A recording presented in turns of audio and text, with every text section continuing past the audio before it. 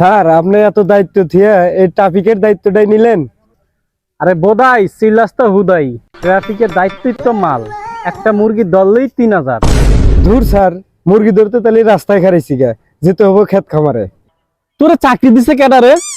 শোন, সাধারণ মানুষের কাছে হইলো মুরগি, আমাদের কাছে হুন্ডালার হইলো মুরগি। এতক্ষণে বুঝলাম স্যার আপনি একটা মাল। এই দাঁড়া দাঁড়া দাঁড়া দাঁড়া দাঁড়া।